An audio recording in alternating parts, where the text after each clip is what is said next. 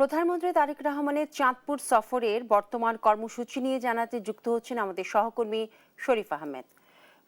শরীফ, প্রধানমন্ত্রীর চাঁদপুর সফর সম্পর্কে বলবেন এবং আজকে প্রধানমন্ত্রীর আর কি কি কর্মসূচি রয়েছে সে সম্পর্কেও জানাবেন। ইতিমধ্যে প্রধানমন্ত্রী চাঁদপুরে পৌঁছেছেন এবং চাঁদপুরের যে উবারুক বাজারে খদ্দর খাল সেটি কিন্তু উদ্বোধন করেছেন। সেটি উদ্বোধন শেষে হাজীগঞ্জ হয়ে এখন চাঁদপুর সদরে প্রধানমন্ত্রী আসবেন এবং এখানে যে বিশ্ব খাল রয়েছে সেটি কিন্তু কিছুক্ষণের মধ্যে উদ্বোধন করবেন। ইতিমধ্যে সকল প্রস্তুতি শেষ করেছে এখানে যারা প্রশাসনের দায়িত্বে রয়েছেন। আমরা দেখেছি এখানে প্রধানমন্ত্রীকে দেখার জন্য রাস্তার দুই পাশে হাজার হাজার নেতাকর্মী উপস্থিত হয়েছেন এবং সাধারণ মানুষ উপস্থিত হয়ে রয়েছেন যারা তাদের প্রিয় নেতাকে দেখার জন্য।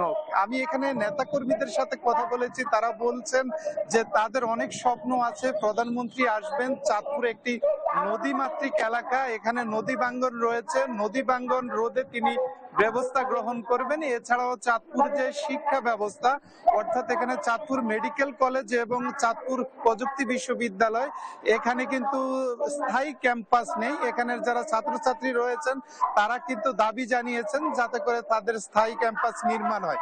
আজকে যে বিশ্ব খাল এবং খদ্দের খাল খনন করা হচ্ছে, এতে করে কিন্তু কৃষকরা উপকৃত হবেন। অর্থাৎ এই অঞ্চলের মানুষের কিন্তু সে শুকনো মৌসুমে এবং বর্ষা মৌসুমে কিন্তু নানা রকমের সমস্যা হয় খালগুলো ভরাট থাকার কারণে, এবং খালগুলো এখন কিন্তু যখন খনন শুরু হয়েছে তখন কিন্তু মানুষের মাঝে স্বস্তি ফিরেছে। তারা আশা করছেন প্রধানমন্ত্রী আজকে যে খাল খনন করবেন সেটি এই দ্বারা অব্যাহত রাখবে। এবং আমরা দেখেছি চাঁদপুরের প্রায় 750 মিটার খাল কিন্তু খননের জন্য ইতিমধ্যে মন্ত্রণালয়ে প্রস্তাব পাঠিয়েছে এবং ইতিমধ্যে কিন্তু চাঁদপুরে বেশ কয়েকটি খাল কিন্তু খনন শুরু হয়েছে। তো কিছুক্ষণের মধ্যেই প্রধানমন্ত্রী এই বিশ্বকাল উদ্বোধন করবেন এবং এখানে এই ছিল আমার কাছে সবশেষ চাঁদপুর থেকে।